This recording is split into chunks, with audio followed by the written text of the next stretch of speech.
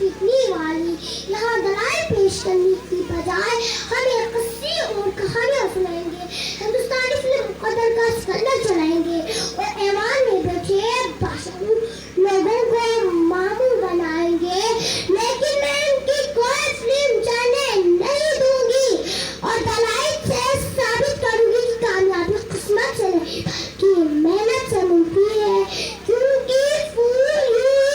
کھلا نہیں سکتی، بیچ کو دفن ہونا پڑتا ہے۔ جناب صدر، کامیابی انفرادی ہو یا اجتماعی، دنیاوی ہو یا اخروی، اس کا تعلق صرف اور صرف محنت سے ہے۔ انسان چاند پر قدم رکھنے میں کامیاب ہوا تو وجہ قسمت نہیں محنت تھی، اور 14 اگست 1947 کو جب یہ پاکستان دنیا کے نقشے پر ابھرا تو اس کامیابی کی وجہ کوئی قسمت، مقدر اور تقدیر نہیں بلکہ تحریک پاکستان شامل لوگوں کی محنت اور صرف محنت تھی۔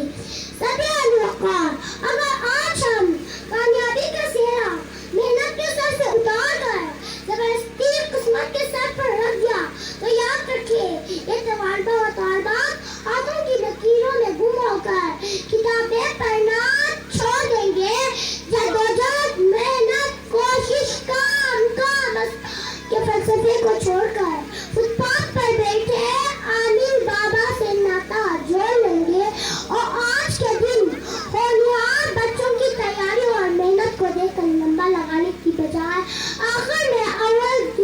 سیوم آنے والی قسمت پوری کھول دیں گے، تو آخر میں یہ کہتی ہوئی اجازت چاہوں گی، بے عمل دل ہوتا جذبات سے کیا ہوتا ہے، درد کی بنجر ہوتا برسات سے کیا ہوتا ہے